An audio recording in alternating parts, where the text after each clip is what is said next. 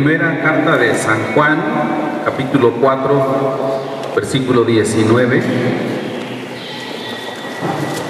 La mencionaba don Luis hace un rato, que dice: nosotros le amamos a Él porque Él nos amó primero. Y quisiera que en el contexto de la celebración de la Cena del Señor hagamos un repaso acerca de esto de la salvación, porque obviamente cuando hablamos del amor de Dios estamos hablando de la salvación.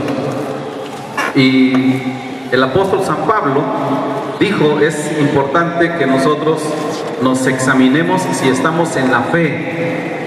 Después de todo, lo más importante es estar seguros que estamos y que somos salvos. Y en ese sentido es probable que para usted sea sorprendente o hasta ofensivo, no lo sé, saber que en la Biblia no hay ni una sola ocasión en la que el Señor invitó a la gente a aceptar a Cristo. De hecho, el llamamiento evangelístico del siglo XXI, en cualquiera de sus maneras, como acepte a Cristo o reciba al Señor o pruebe a Jesús o dele una oportunidad a Jesús, cualquiera de estas frases, ninguna de ellas es parte de la terminología bíblica. Entonces, más que el contexto bíblico, más que un ruego de Dios que los pecadores lo acepten, es más bien un llamamiento, es una orden a que la gente se arrepienta. El Evangelio de San Mateo, vea usted, lo dice, empezando con Juan el Bautista. Dice que capítulo 3 de San Mateo: en aquellos días vino Juan el Bautista predicando en el desierto de Judea y decía: arrepentíos porque el reino de los cielos se ha acercado. Entonces es un llamamiento y un mandato a que la gente se arrepienta. Hechos capítulo 3 también, aquí está predicando Pedro, versículo 19 de capítulo 3 de Hechos, y dijo: esto es lo que tienen que hacer, arrepiéntanse y conviértanse para que sean borrados sus pecados, para que vengan de la presencia del Señor tiempos de refrigerio. Entonces, el milagro de la salvación no es que la gente acepte a Cristo.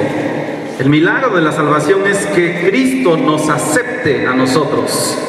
Somos nosotros los que estamos sucios. De hecho, nadie de nosotros podría amar a Dios por iniciativa propia. Lo que leímos en Primera de Juan es que nosotros le amamos en respuesta a que Él nos amó primero. Esta es la salvación. Entonces, la salvación del hombre tiene lugar cuando Dios, en su soberana voluntad, nos traslada de las tinieblas, dice Colosenses capítulo 1 versículo 13, al reino de su amado Hijo, al reino de la luz. Es una decisión soberana de Dios. Entonces la salvación no es solamente una situación que corresponda a la gente, sino que en primera instancia corresponde a Dios. Su invitación, si le queremos poner ese título, debe venir en esta forma, como una orden de arrepentirnos y tomar el yugo que Él nos ofrece. Por eso es que entonces no es extraño que cuando nosotros miramos un comparativo entre el ministerio de Jesús y el ministerio evangelístico de la gente hoy, es muy diferente, muy diferente. Cuando predicó nuestro Señor Jesucristo, la respuesta fue muy escasa. Nuestro Señor Jesucristo, dice Mateo capítulo 11 versículo 25, dijo esto: en aquel tiempo Jesús dijo, o respondió Jesús y dijo: te alabo, Padre, Señor del cielo y de la tierra, porque escondiste estas cosas de los sabios y de los entendidos y las revelaste a los niños. Sí, Padre, porque así te agradó. Todas las cosas me fueron entregadas por mi Padre, y nadie conoce al Hijo sino el Padre, ni al Padre conoce a alguno sino el Hijo, y aquel a quien el Hijo lo quiera revelar. Venid a mí todos los que estáis trabajados y cargados, y yo os haré descansar. Llevad mi yugo sobre vosotros y aprended de mí, que soy manso y humilde de corazón, y hallaréis descanso para vuestras almas, porque mi yugo es fácil y ligera mi carga. Qué interesante que el Señor Jesús empieza aquí haciendo un reconocimiento de la soberanía de Dios. Dice: te alabo, Padre, Señor del cielo y de la tierra. Y lo dice delante de toda esa gente que estaba allí, porque era importante que ellos entendieran esto, que Dios es el factor determinante en la salvación de la gente. No es ni la gente ni somos nosotros. Nosotros, hermanos, no somos responsables de la respuesta de la gente al Evangelio. Somos sí responsables de predicar claramente y con amor el Evangelio. Y si nosotros predicamos el Evangelio claramente y con amor, entonces la respuesta depende de Dios. Habrá algunos que aceptarán a Cristo, y casi siempre son los menos, y habrá algunos que no.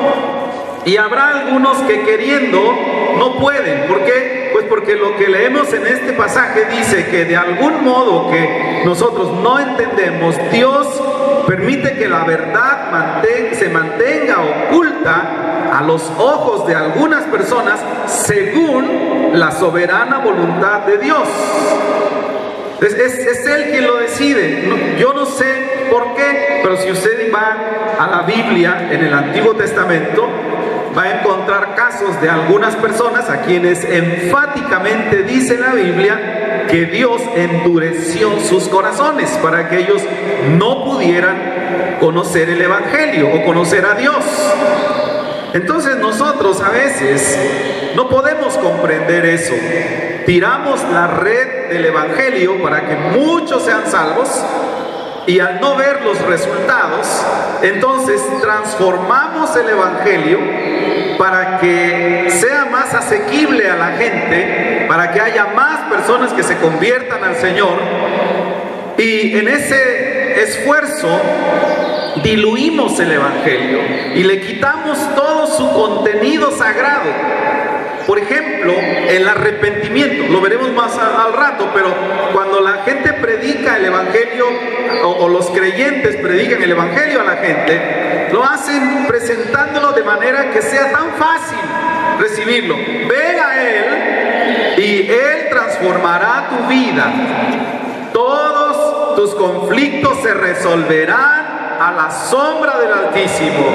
Nadie podrá hacerte daño, porque nadie puede arrebatarte de la mano de Dios. Y pues uno se anima, ¿verdad?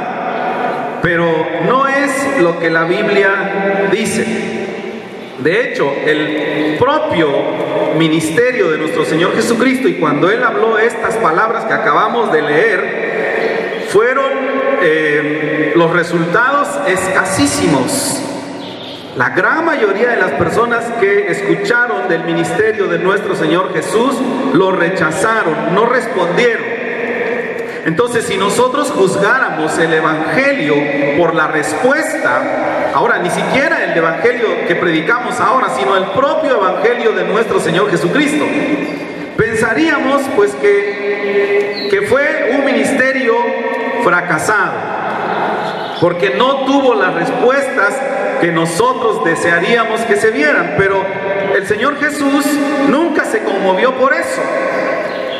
De hecho, a algunos todavía les asusta el hecho de que el Señor Jesús no pudo tener a sus discípulos, que eran solamente 12, hasta el final. Dice la Escritura que cuando el Señor Jesús fue a la cruz, todos los discípulos lo dejaron. Es verdad que hubo uno que era muy malo, ¿verdad? Ese era traidor, pero era besador también, era una mala persona, pero el Señor dijo, este fue el único que se perdió. Pero a la hora de la crisis más tremenda de nuestro Señor, todos los discípulos, ¿quién de nosotros no conoce la historia del apóstol San Pedro con su llanto tan desconsolado por haber negado al Señor? Así que el Señor no se impresionó por la poca respuesta de las personas cuando Él compartió el Evangelio. Es que el Señor está interesado en una auténtica conversión más que en los resultados espumosos que se buscan el día de hoy. Ahora, sí puede parecer una contradicción, porque el Señor dice que quiere que todos los hombres en todo lugar que hagan se arrepientan, todos. El Señor quisiera que nosotros llenemos este salón, y como ya no habría comedor, pues que compremos a un lado y pongamos un comedor y que nos reunamos 3, 4 veces. Eso sería lo extraordinario, pero lo que realmente cuenta para Dios es que sería bueno que todo eso sucediera, pero con puras conversiones auténticas a Cristo Jesús. ¿Cuáles son los indicativos de que nosotros podemos decir que tenemos una conversión auténtica a Cristo? Pues aquí lo podemos ver, donde dijo el Señor en Mateo capítulo 11, versículo 25. La primera característica que el Señor busca en el ser humano es la característica de la humildad. Porque dice, has escondido estas cosas de los sabios y se las revelaste a los entendidos.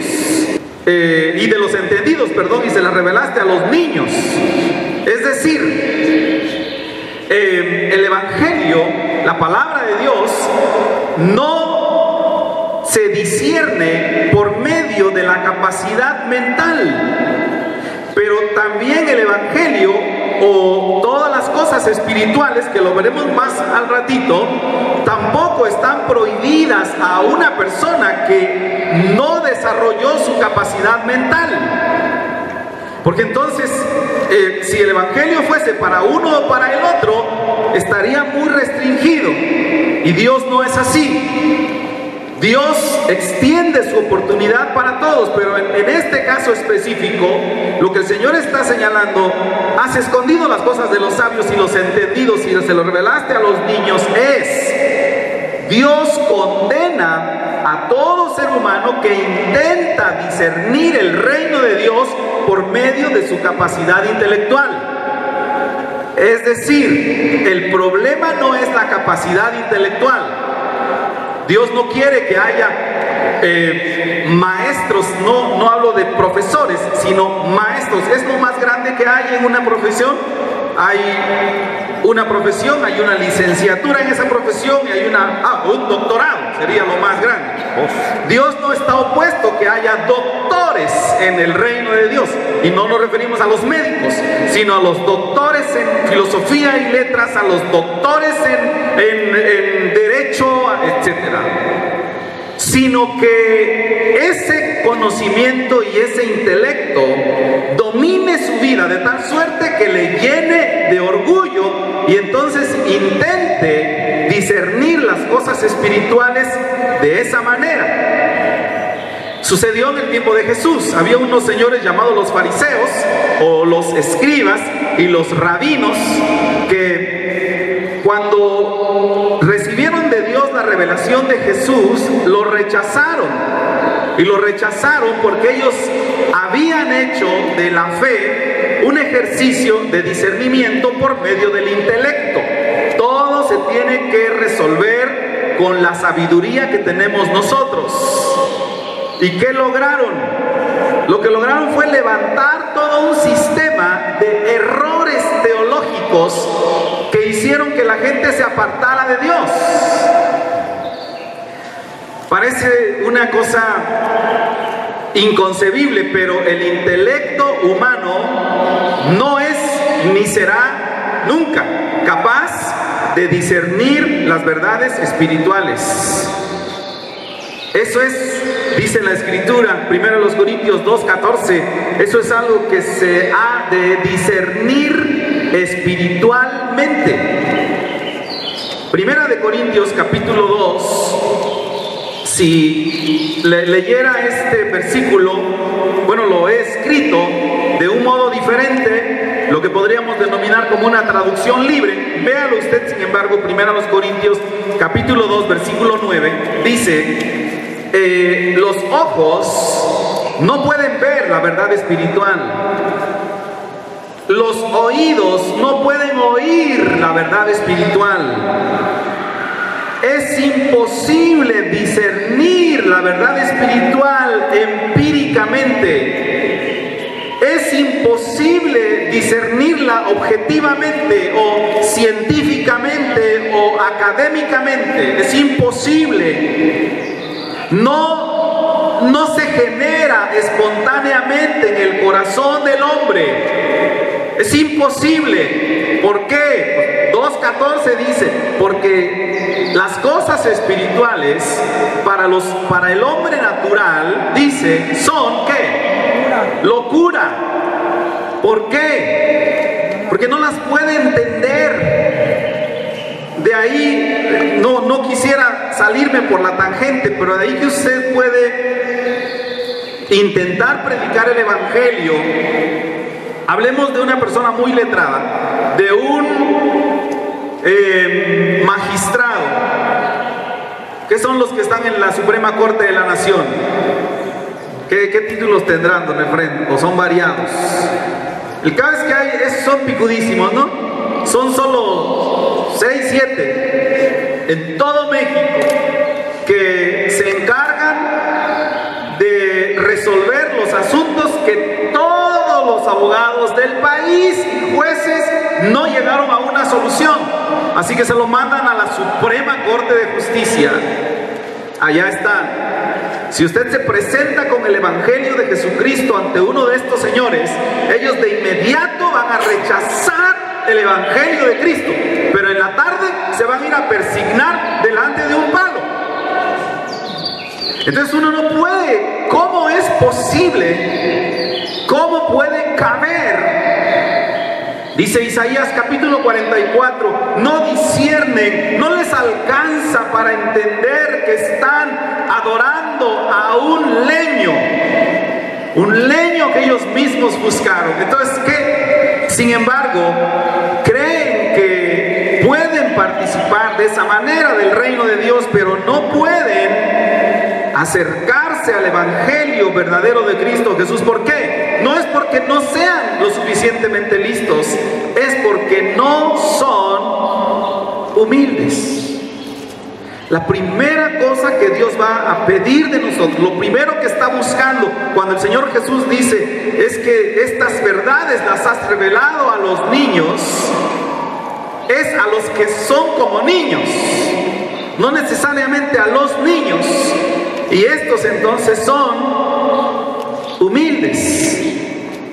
Así que Dios ha, entre comillas, escondido la verdad, no necesariamente a la inteligencia, aunque sí, pero más bien al orgullo que produce la inteligencia. Así que podríamos decir que no es Dios quien ha escondido la verdad, sino que la gente solita ha oscurecido su entendimiento a la verdad por su orgullo. Por eso dijo el Señor en Mateo 18, versículo 3, si ustedes no se vuelven como niños, si no se hacen como niños, no entrarán en el reino de los cielos. Entonces, ¿quién podrá ser salvo? Pues todos los que son como niños. ¿Cómo son los niños? Los niños son dependientes, no independientes.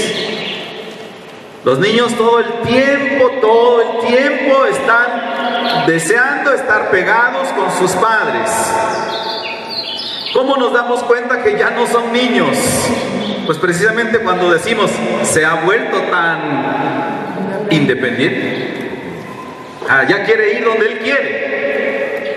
Y el Señor desea que usted y yo seamos como niños toda la vida, hasta que estemos viejitos, que siempre podamos caminar bajo la autoridad de Dios.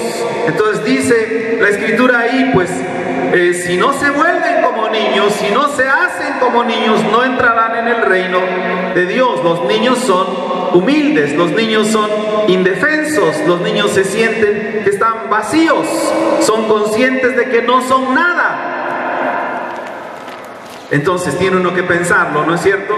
Si no os hacéis como niños, será la primera cuestión que tendríamos que considerar en esta validación. Es la fe que tengo, una fe auténtica. ¿Soy verdaderamente un hijo de Dios? ¿O soy esta clase de persona arrogante, que ahora aún arrogante en cuanto a las Escrituras, que cree que sabe, y que porque cree que sabe, mira a los demás hacia abajo? ¿Saben qué, hermanos? El Señor Jesús, el apóstol San Pablo, el apóstol Juan, Santiago, Jacobo, fueron grandes hombres que sabían las Escrituras, y sin embargo ellos llegó un momento en que todos comprendieron esto del reino de los cielos.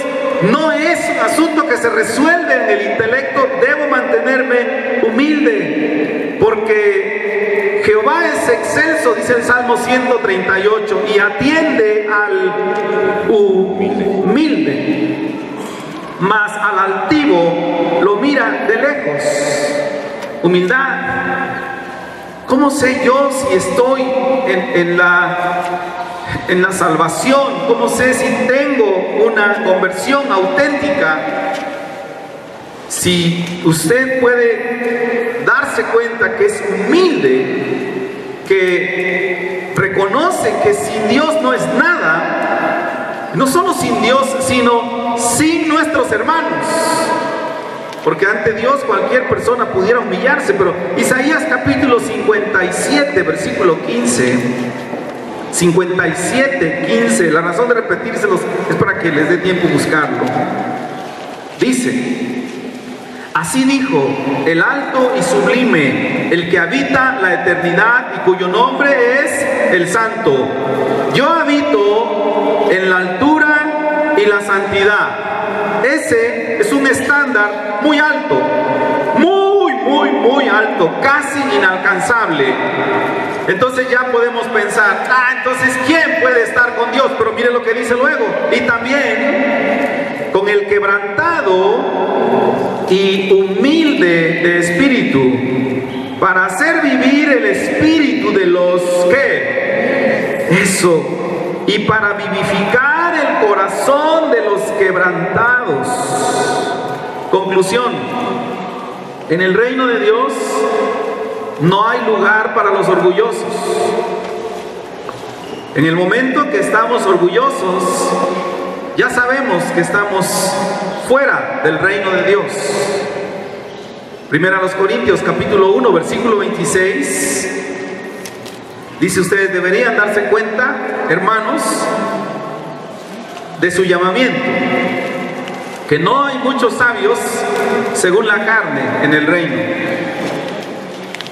y no hay muchos poderosos en el reino, ni muchos nobles, sino que más bien Dios eligió lo necio.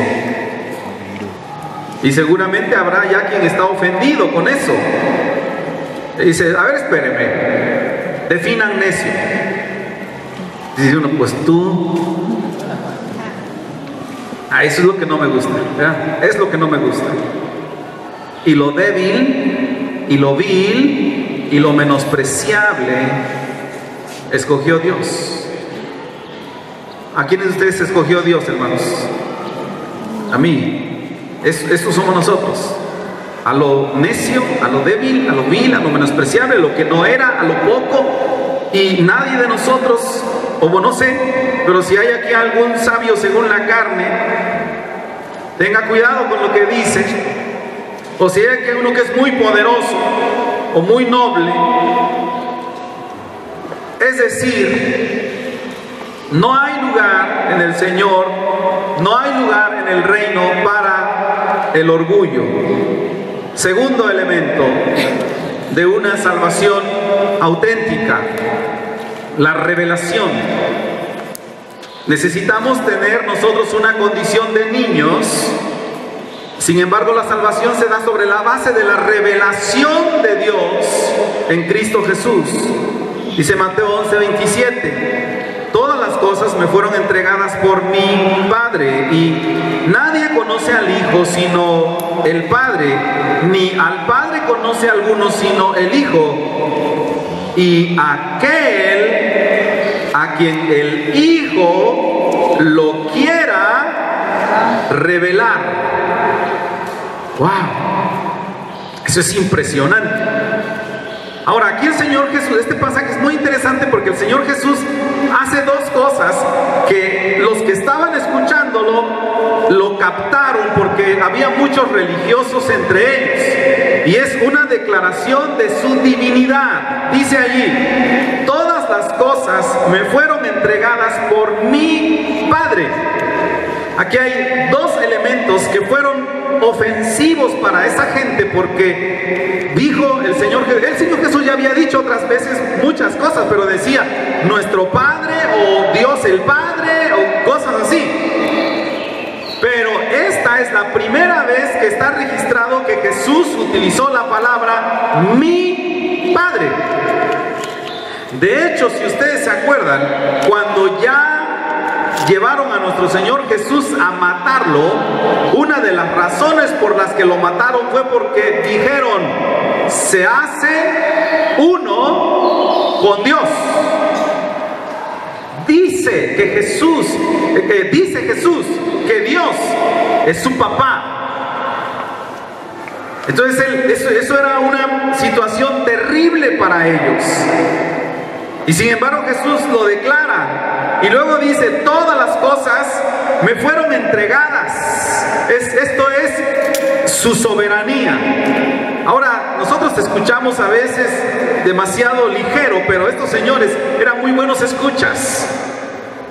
Así que dijeron, ¿qué está diciendo? Dice, todas las cosas me fueron entregadas. Él se cree el soberano del universo. Y sí, Mateo capítulo 28, versículo 18, dijo el Señor Jesús, toda autoridad me ha sido dada en el cielo y en la tierra. Toda autoridad. Así que, ¿cómo podemos nosotros conocer a Dios? Aquel que tiene toda la autoridad, aquel que es dueño de todo el universo, incluyéndonos, Él decide revelarnos su mensaje. Así que ni al Padre lo conoce nadie, sino el Hijo, y también aquel a quien el Hijo se lo quiera revelar. Hay un tercer elemento de una conversión auténtica. Eso se llama arrepentimiento.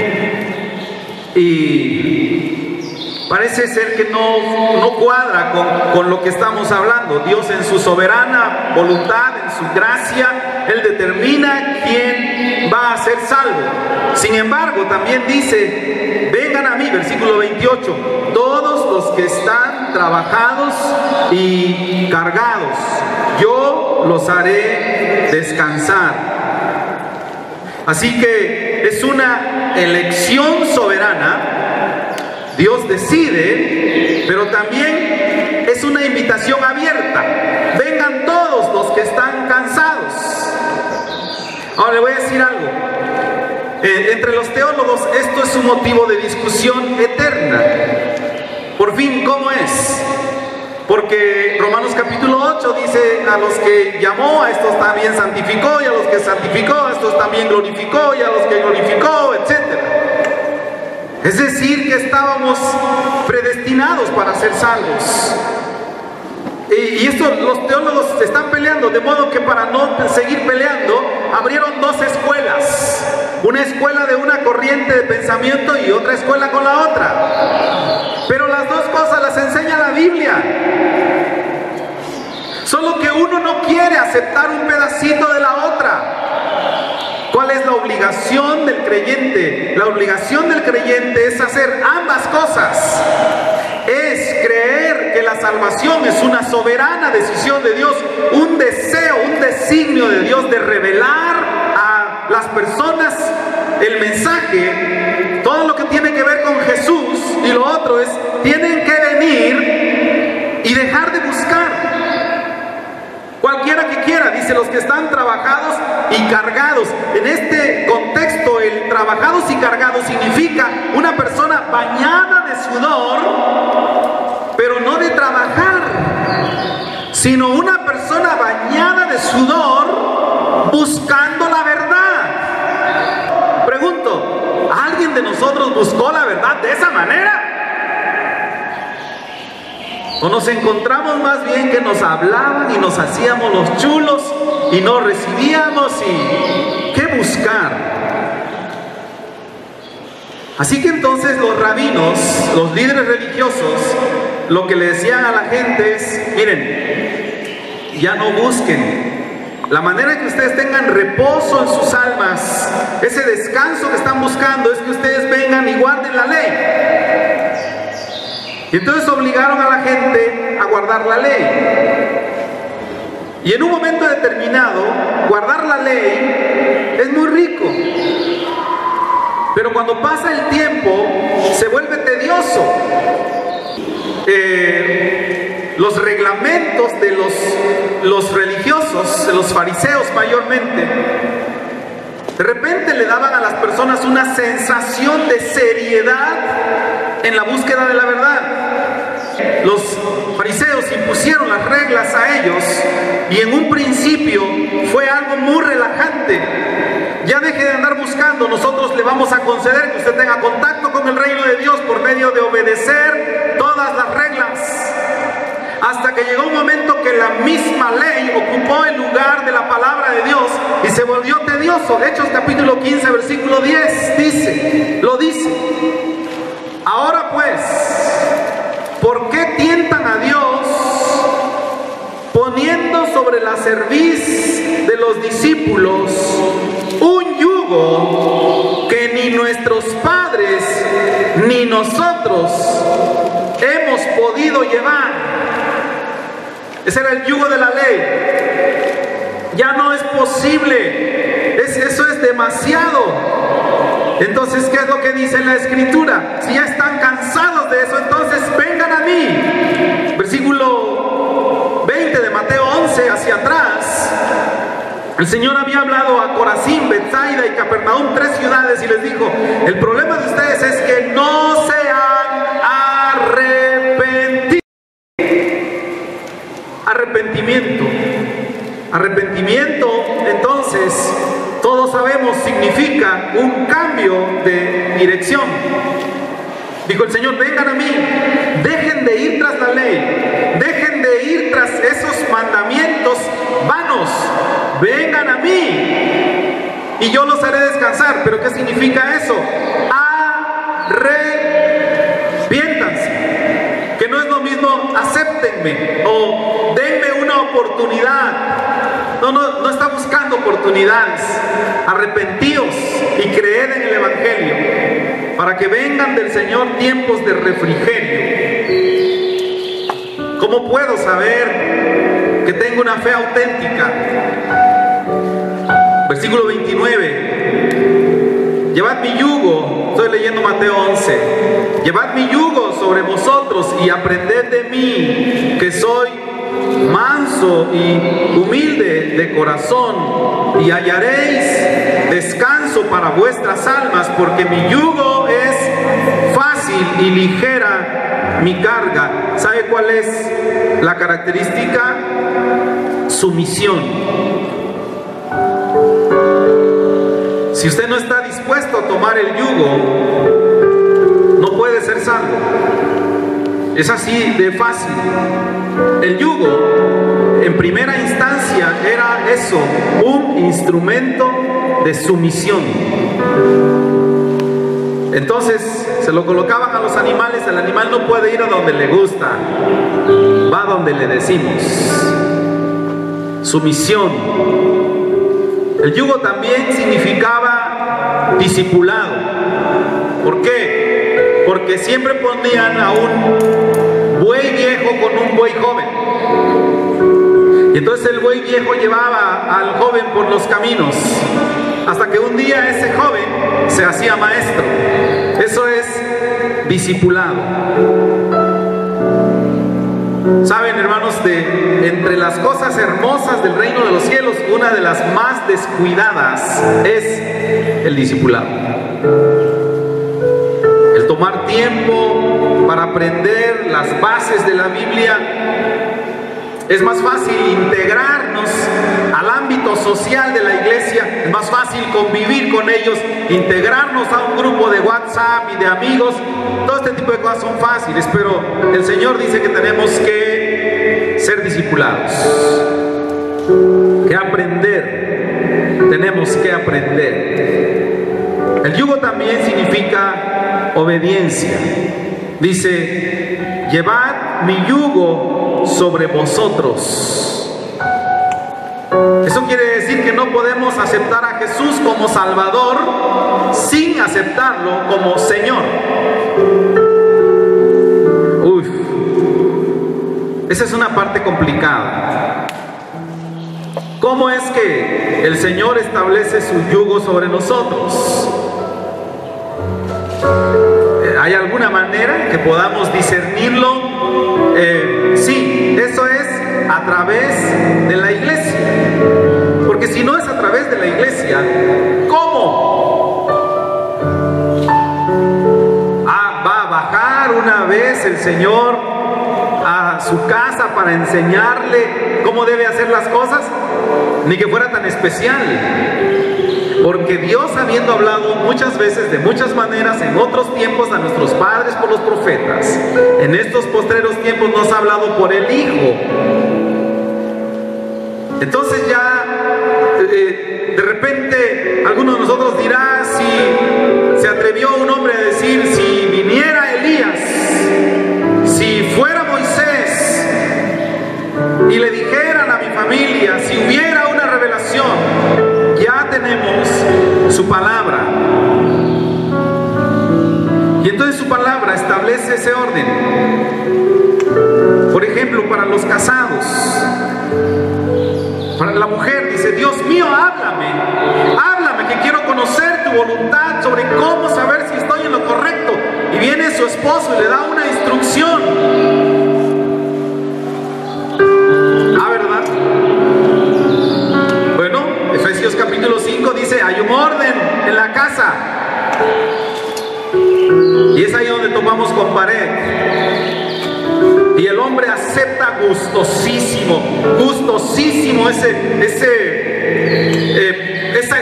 ese rango de mandato que Dios le ha dado en la casa, ¿no? Entonces ya se siente rey y sabe, ¿qué dice la Biblia? Todo el tiempo que la mujer no quiere cocinar los huevos, pronto, a ver qué dice la Biblia.